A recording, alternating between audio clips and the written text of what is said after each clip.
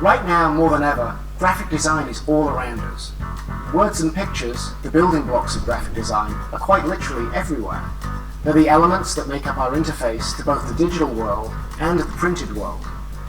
And as graphic design elements become more prevalent in our lives, graphic design as a practice becomes more important in our culture, and there's an increased need for more graphic designers. Graphic design is a really broad field. It can take many forms. You can be a graphic designer and just make books or logos. You could design web interfaces or t-shirts, chocolate boxes or political posters. But what all of these specialized areas of graphic design have in common is that design is being used to represent a product or an idea or a message and convey that to an audience.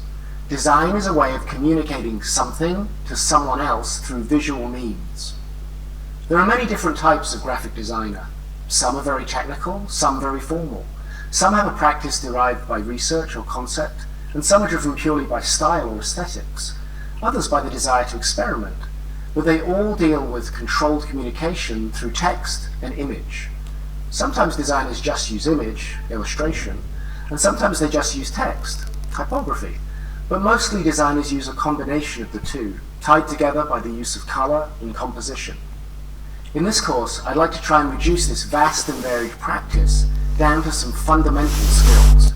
These are the building blocks you need to master in order to be able to eventually build something more complex and refined, and they're going to be relevant to pretty much every specialized area of graphic design.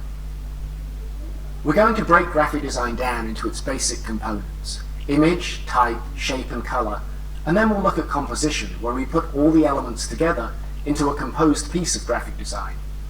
By breaking the larger practice of graphic design down into these smaller areas, we can examine how each of them works and learn about them in greater depth.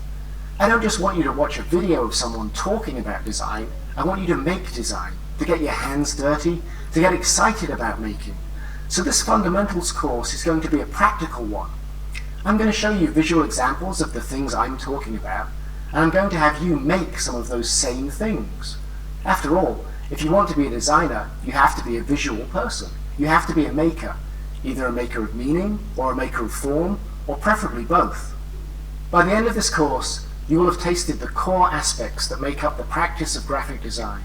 You'll have experimented with image making, tried your hand at typography, and learnt about color, shape, and composition. Hopefully, you'll have acquired an appetite to develop those skills, a desire to continue to build your skills, with the ultimate goal of becoming a successful graphic designer.